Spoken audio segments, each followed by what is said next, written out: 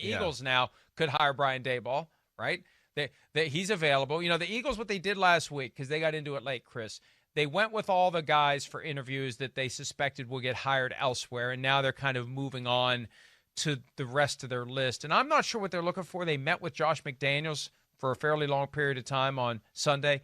They need someone who shares the organization's vision for Carson Wentz and will fix Carson Wentz, because that's the one thing that's become clear in the last week.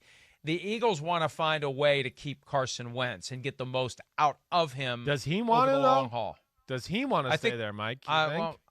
Well, if Peterson's gone, maybe he does, because that was the report from Mortensen that the relationship between Peterson and Wentz was fractured beyond repair. Well, Peterson's gone now. So for similar reasons, though, to what the Texans are dealing with, and we're going to talk about that in a second, you better make sure that Carson Wentz is on board with whoever the coach is. Because you don't want that to be an issue where Wentz says, nah, no thanks. You had your chance to hire somebody I would have liked. I don't want that guy. Well, or just make sure he's on board in general. Like, we're going to hire a coach. They're like, hey, we're hiring a coach because we wanted to work with Carson Wentz. And then he's going to call 10 days later and be like, I want to be traded. I don't want to ever play in Philadelphia ever again. Right. They got to figure that out. I have been led to believe that, yes, the Doug Peterson, Carson Wentz thing was not perfect.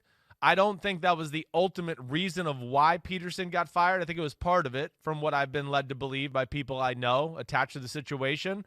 But, yeah, I've yet to hear that aspect of it. And like you said at the end of the year, Carson Wentz at some point is going to have to let it be known, be the good guy, the bad guy, or whatever. But he's going to have to put his thoughts out there and make a stand about what do you want to do. And right now, I don't know where that goes, and that's going to be. It's going to be interesting. This Eagles situation, Mike.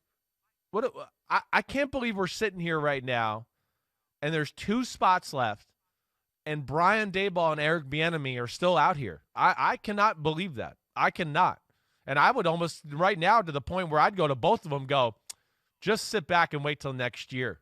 Do you want to go to Houston or Philly as your first head coaching job? Probably not right now, right? It's dicey. Yeah. No, especially not Houston. Philadelphia concerns me because of the Wentz dynamic, and I want to be damn sure. I'd want to truly, genuinely believe in Wentz. I don't want it to just be, hey, I want a head coaching job.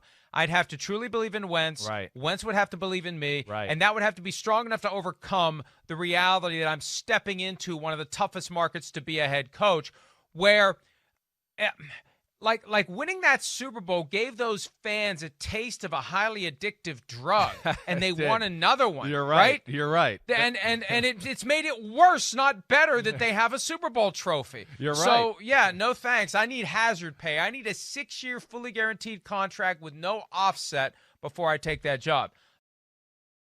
Hi, I'm Mike Tirico, and thanks for watching. Make sure to hit subscribe for the latest news and highlights from NBC Sports.